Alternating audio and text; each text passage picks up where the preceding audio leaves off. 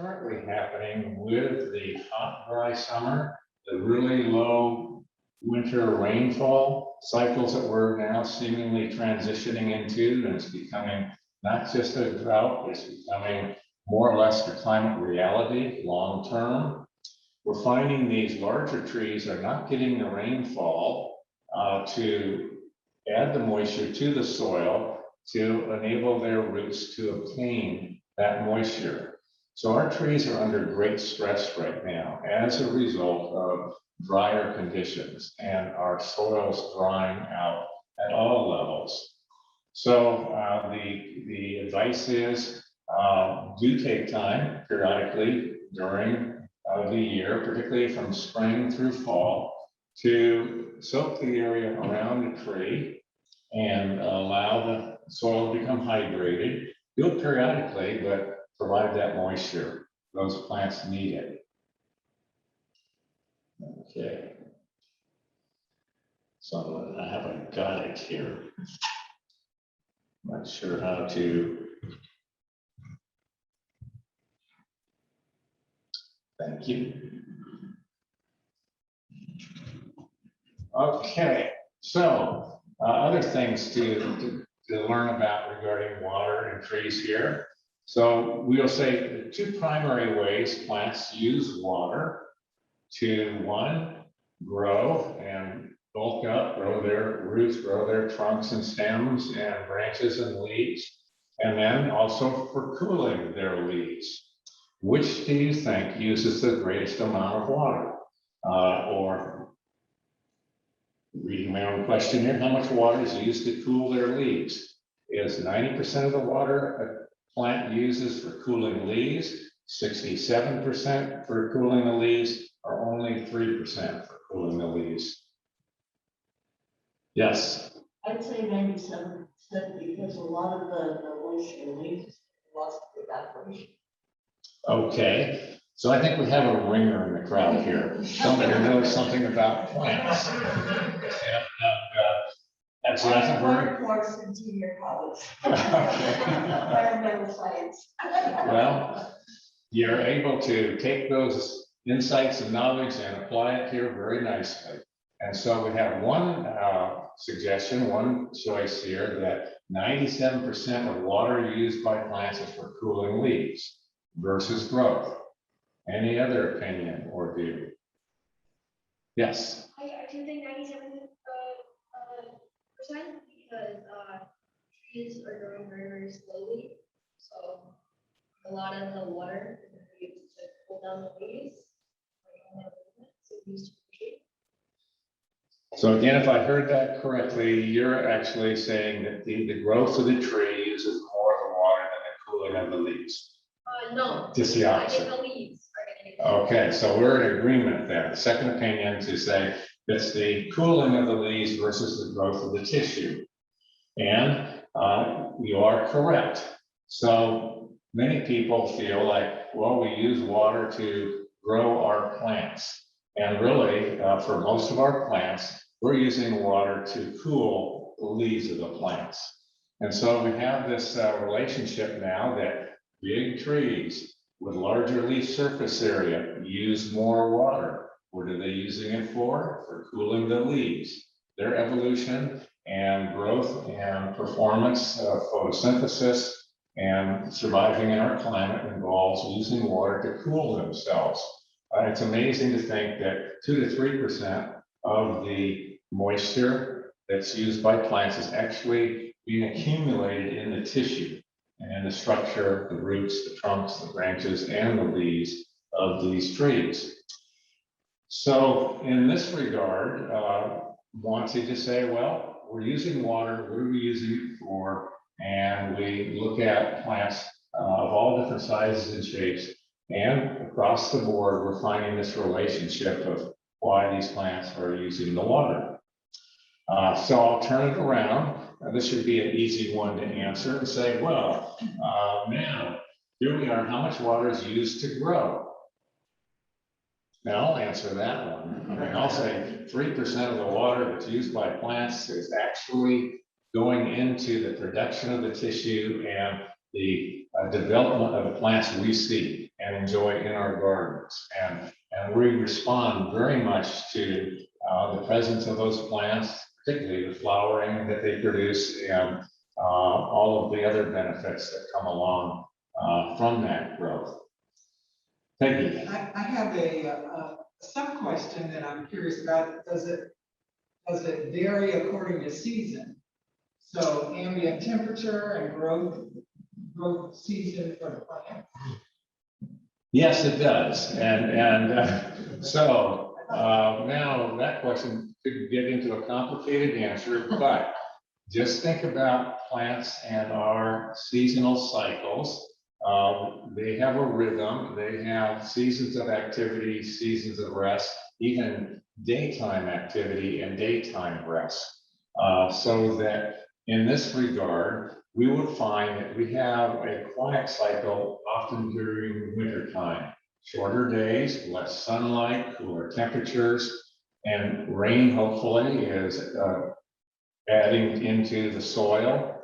And then we emerge into spring or transition into spring, and we will find with more sunlight, longer days, warmer soils, we have this remarkable surge of growth. And this is when plants are indeed using their water to grow and develop and add mass, but they're consuming huge amounts of moisture at the same time. And usually that moisture is provided again by rain in most climate zones, so that it's just sort of unrestricted and something that goes as far as the moisture permits. In summertime, we're going to find that things do slow down. And without giving away another question, I'll stop with my answer at that point and say that, yes, once again, for growing the tissue of plants, only 3% of the water that is used by a plant goes in that direction. So here's an interesting question, I think. It's with regard to, well, how much water does a plant use to grow? And we'll take a case of a coast live oak and say, well, we want to grow this tree big. We want its shade. We want all the benefits that this fabulous species can offer. And we need to invest water. And we know most of the water goes for keeping the foliage cool. Only a small percentage goes to growing. Well, if we were to grow what we call a pound of biomass or plant tissue, how much water is involved in that process? And does it take 100 gallons? Does it take 50 gallons, 10 gallons of water? Now, I did an interesting check just before I came here. I said, well, what does it take in terms of investing water to grow a pound of beef? And came up with 2,800 gallons of water. So on the order of magnitude of what we're producing here, we'll come back to plants and say, you have a choice. I give you 3 options here. Anybody like to take a stab? Yes. 50 gallons. 50 gallons. So what's the basis of your thinking in this regard? Just that 10 seems too small and 100 seems too big. Okay. Common sense and logic, very good. Any other offers? Yes. 100 gallons. They're very big trees. Okay, so we have a bid for 100 gallons here. Yes. I just have a question. Is this, you talked about 97% and 3%. So let's say the answer is 100 gallons. Are we talking 3% of that is going to the growth? Or does the 100 gallons represent that 3% that's going to the growth? The 100 gallons represents that 3% that's going to growth. Yes. 10 gallons. I'm sorry?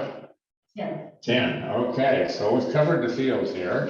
And do want to say this information comes from studying plant biology, plant taxonomy, morphology, physiology. So you do need to go into the sciences a bit. And as I did that, did discover that for growing plants, and we use the oak as a example of a single species, it takes on average 100 gallons of water that's efficiently used by the plants and is being directed to plant growth.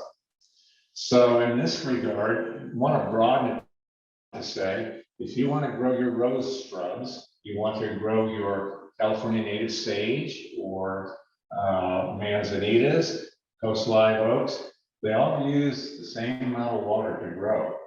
And so it's remarkably democratic.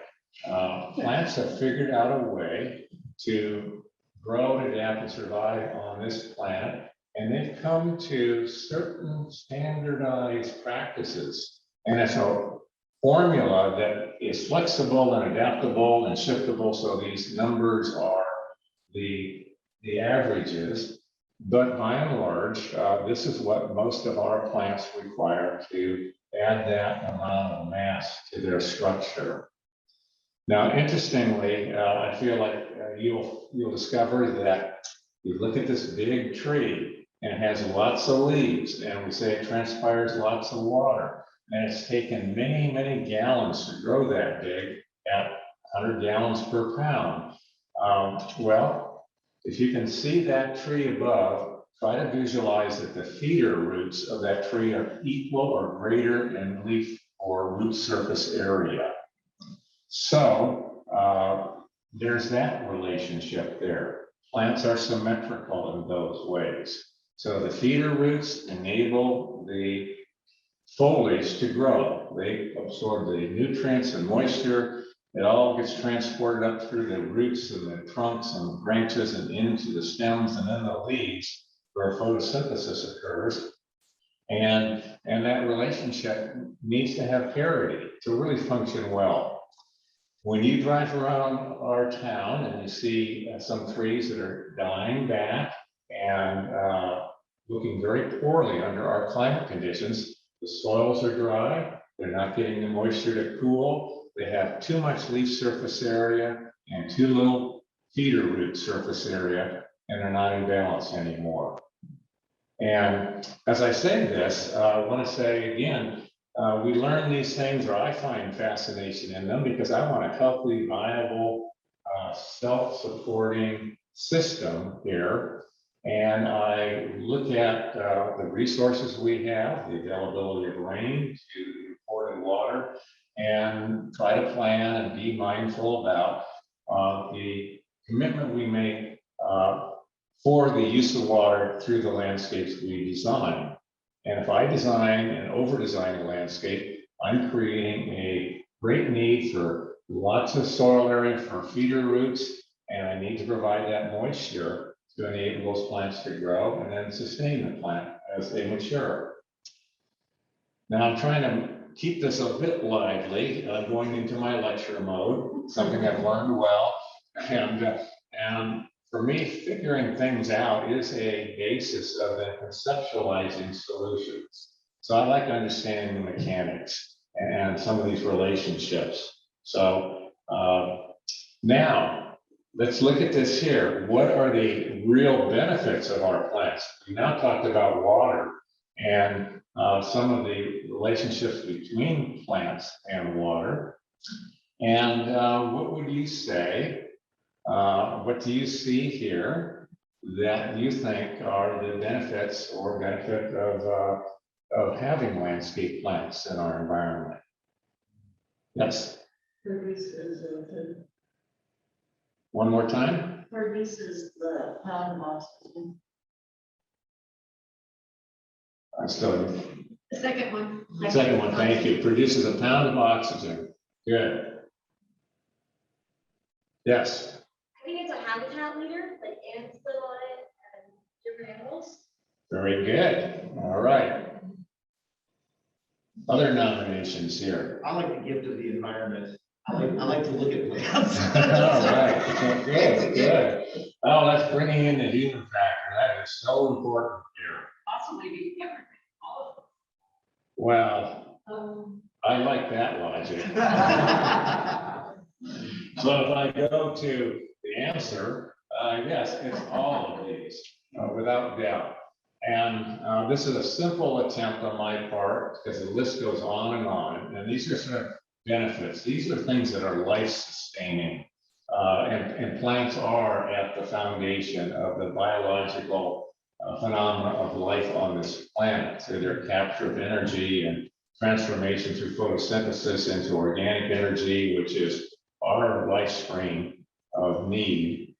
But in that process of capturing and converting that energy into a pound of biomass using 100 gallons of water, we will find other benefits to the environment, to all the other living organisms on the planet, to, in the case of the coast live oak, it is a habitat leader. So many benefits for wildlife, to just improvement of the atmosphere are identified with this species, that it's definitely to be celebrated, recognized, and, you know, planted throughout our community, in my view. So we can identify this. Want to say that surely. You know, yes, I always hear that, you know, when you get closer to a grove of trees, the temperature is going to drop. That's obviously not just the shade. We're talking about something else, is that the transpiration? That is the transpiration at work. So when leaves transpire or moisture is being evaporated as it's being released through the foliage, it's cooling the atmosphere. It takes heat to evaporate the moisture. It reduces the heat level as a result in that immediate area. You have a breeze and it can just sort of move things through, and you're not quite getting the full benefit of transpiration cooling in your local environment. But there's no doubt we have 3 wonderful oak trees in our backyard that the transpiration, the direct shade are wonderful benefits that we enjoy on hot days. And so it's something we really value. Yes. Could you say more about stores? What does it mean exactly to store a half pound of oxygen, and why is that bad? Oh, look at this. So that's a typo. Oh, okay. So Never mind. let me correct the first line item. Every pound of biomass stores a half a pound of carbon. So we talk about the benefits of plants, all plants, as they grow, they use their 100 gallons of water. Their tissue is by weight half carbon. So they are constantly pulling carbon dioxide out of the atmosphere and holding it in the tissue. As they do that, they release a pound of free oxygen to enrich our atmosphere with oxygen. Now, the relevancy of this to me is to say, I need 1 pound of oxygen each day of my life to live. So do you. So growing a pound of biomass at the expense of 100 gallons of water produces oxygen that I need directly for my respiration and processing of food and releasing of energy into my body. So I look at an oak tree like this that has 45,000 pounds of stored carbon and has released 90,000 pounds of oxygen. I look at that as 90,000 days of voluntary being given the gift of life of oxygen. And so this brings greater emphasis that plants are not just pretty, they're not just providing shade or a bit of habitat value, they are essential to life on this planet. And I start to bring this around to say, we're not trying to restrict the use of water to our plants. It's to understand how they grow, how they perform, what their benefits are, and learn to apply water based on those purposes, to do it efficiently, and to just make it clear that it's just not a matter of saying, well, let's cut down our water and stress our landscape. And that's not really having significant impact in the environment that we live in. So we bring attention to the benefits of plants. And yes, we need to use water, but water is used for everything in our lives. And we need to compare, what are we using it for? What are the benefits? And in all cases, look towards efficiency and mindfulness in making choices about using that resource as well as possible. So we take that And I just want to ask another question here. Do plants use water to cool their leaves at night? Yes or no? Yes. Okay, and I had warm summer nights, and so we have a little bit of temperature variable in here. So we have a good for yes. And by and large, would say the answer favors no. Plants are driven by light. And so the leaves open up their pores or stomata to accept the carbon dioxide and the light energy and the moisture, and they do their work when light is available. Those pores close down to a great extent at nighttime, and the plant is inactive. So for the most part, we do not have a lot of transpiration, cooling going on, or loss of moisture during the nighttime. So bring a few of these topics closer to home and ask, well, what do we do here? And in terms of use of water, and how many feet of water do you think we put on our lawn out here each year to keep it green and to maintain its role in our campus? Yes. I'm gonna go 5.5 feet. I've seen a lot of water in here. Okay, so we have an idea of 5 feet. Other thoughts? I'll say 4. All right, no, say 4. So, I mean, this is an easy process here. Someone can say 5 or 4, and part of this is to say, yes, let's learn a little bit about plants. And by and large, on average, if we're managing correctly and maintaining a healthy lawn, I would put it into the 4-foot category. So by the time we get through spraying the lawn, week after week, throughout the year, we can say every square foot of that surface has been covered by 4 feet of water. And that's a large amount of water. And if we look at, again, how many gallons it takes to grow the plant, the transpiration and cooling benefits, we have a question that's asked ourselves in this dry climate: can we afford covering Southern California year after year with 4 feet of water? And I think the common sense answer is to say no, we don't have that resource to that extent here. Oh gosh, in Atlanta, you already get your 7 to 8 feet of water a year naturally. And no wonder you have fabulous forests and running rivers and conditions that our Mediterranean climate doesn't afford. So we look at that and want to go back though and put it in the perspective of benefits and values and say that when we look at a landscape and it's comprised of many parts and pieces and different plants, we can look at the lawn and say, how do we use it? What is its benefit for us in a variety of ways? It will continue to sequester carbon, release oxygen. It is a surface that I see our daycare children and our young youth use a lot. And in certain scale and proportion, it has great value to us and usefulness.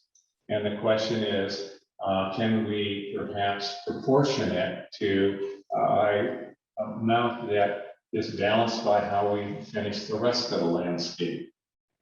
And that's the question that we'll be trying to address as we go forward. In my view, this lawn is essential to many parts and functions and benefits of our campus landscape.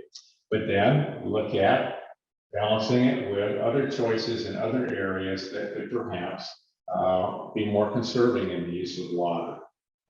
And we'll just take an example here for a moment and say, well, what if we did a landscape like this? It sort of moves to the other end of the spectrum.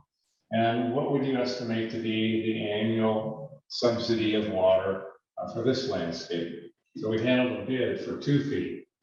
And come on, it's 2 feet, okay. So now I want you to know that I did have tougher quizzes and tests and exams when I was teaching at Cal Poly and other schools, but in any event, So I had the pleasure, and this is a lot of fun for me as a professional, really enjoying plants.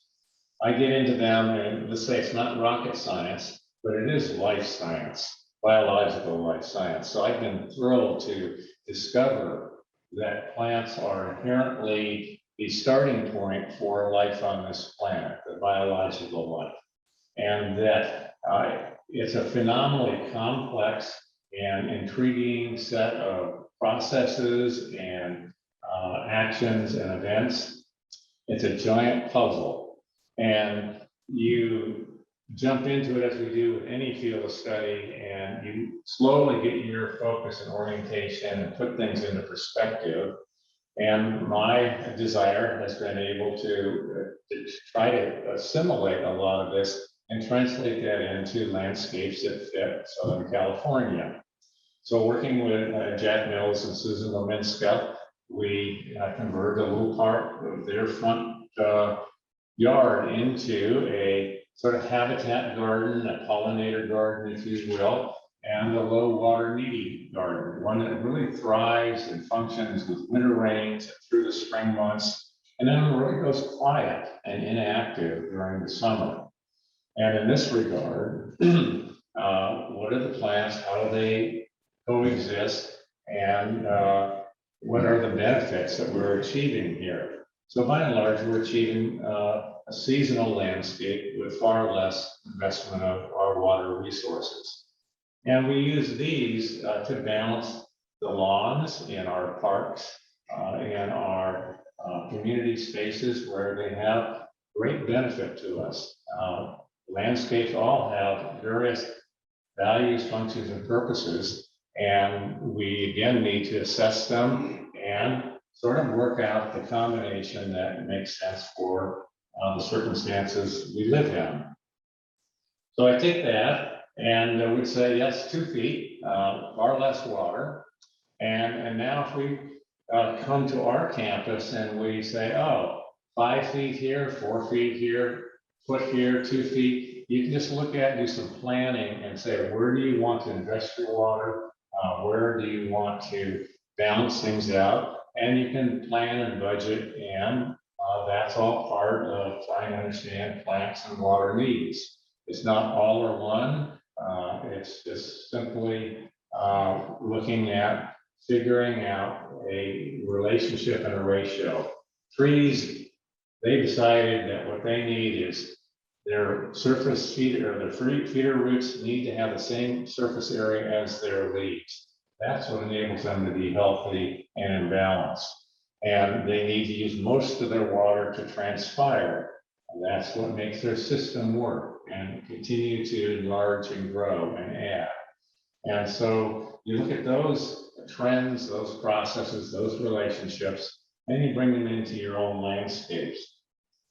So with that, just want to say, if I was to add some advice to not only proportioning our landscapes, more than ever on a small scale to a larger scale, we need to work to capture our rainfall, harvest it from our downspouts and roofs and our surface pavement, direct it as best we can into areas that can accommodate it, and really leverage our winter rainfall.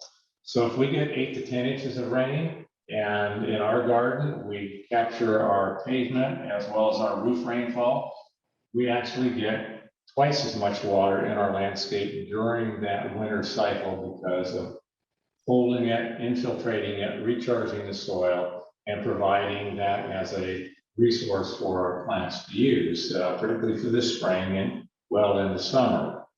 So I'm very happy working on Foothill Boulevard that one of the actions we invested in were these bioswales and impoundment areas adjacent to the curb that just a couple years ago, we had good rain events and we are capturing a meaningful amount of water. Not all of it, sometimes the volume far exceeds the space to hold it. But we'll say this is an idea to incorporate where we can, both in current landscapes or as we move forward into the future. And then no doubt would like to be an advocate for plants that appear to be climate appropriate. And here again, I'll invite you to our home. We have climate appropriate that includes some very water needy plants. And they're in the shady east side, north side of the house and property, to those in the full sun, tolerate that sun exposure, that scorch, that real desiccation that occurs throughout the summer months. And we have a very diverse mixed landscape program as a result of finding plants that fit appropriately into the nooks and crannies of our property. And I think that that happens in every project situation. So, but there are plants that fit better in the Mediterranean climate than in the subtropical or the temperate climate conditions.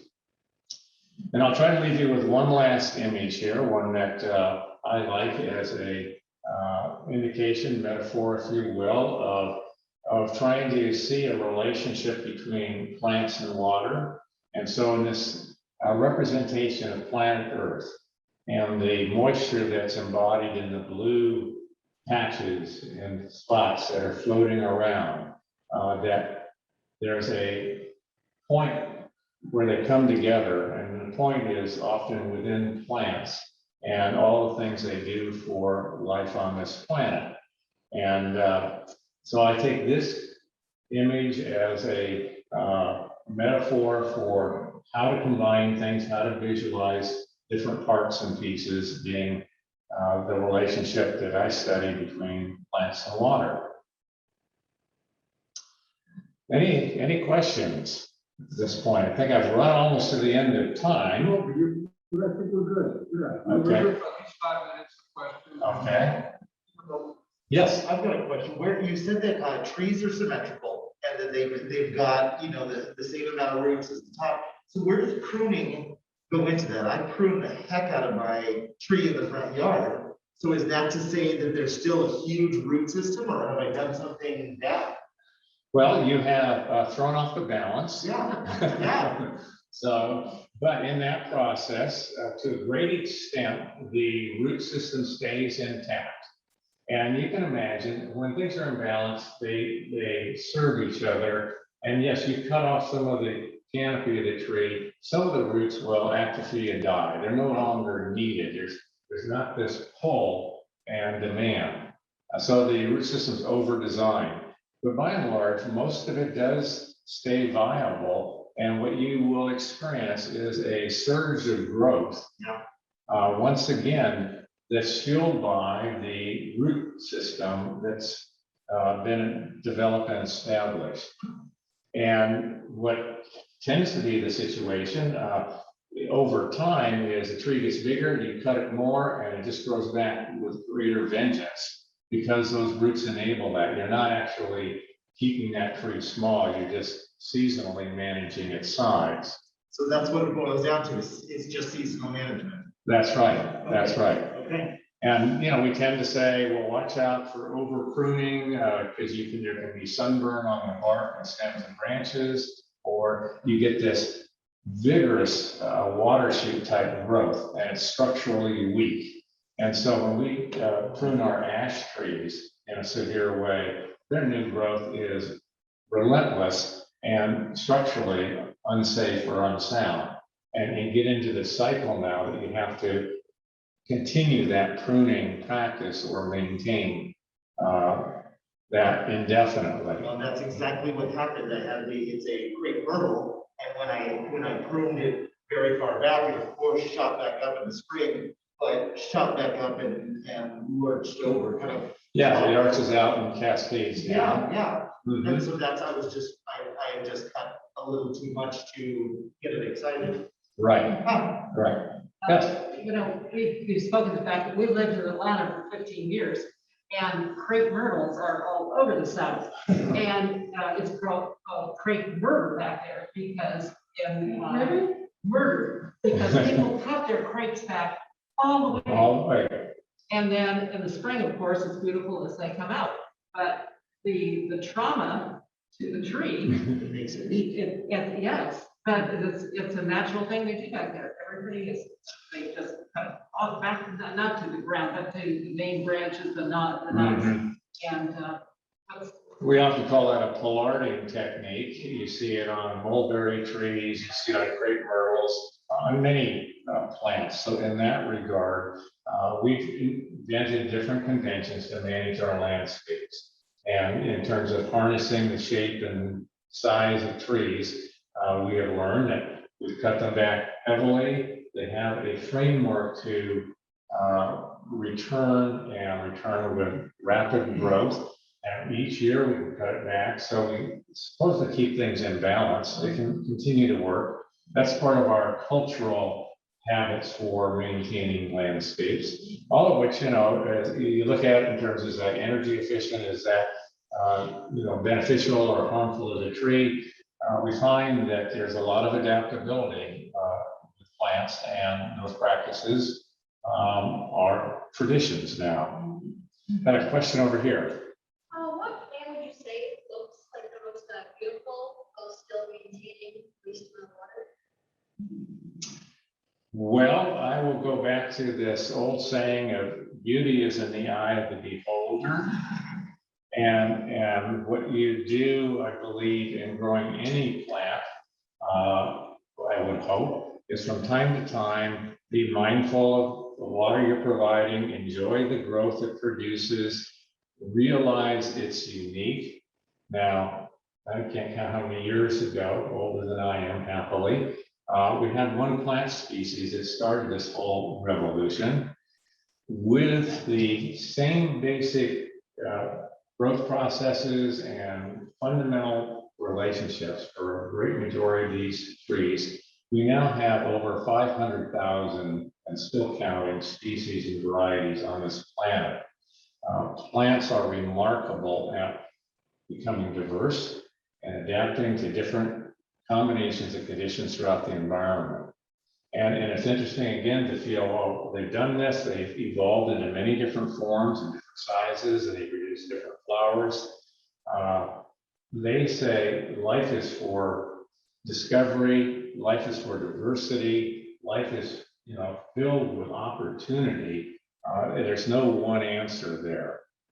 And for me, I enjoy many plants as much because I can understand where they're from and how they grow, and just celebrate the diversity of life that they represent. All right, thank you very much. I appreciate you coming.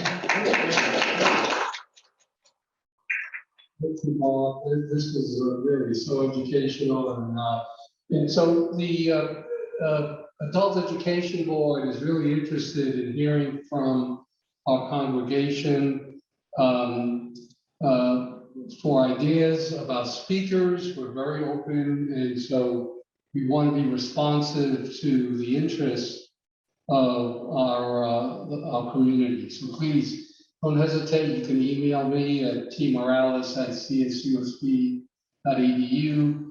I know that we're communicating, we're sending out a survey, and we hope that you'll participate and give us some ideas for the spring. We're pretty much have a really solid schedule for the fall, but we are building our spring schedule. So thank you, Bob. Thank you so much. Thank you out there in the room.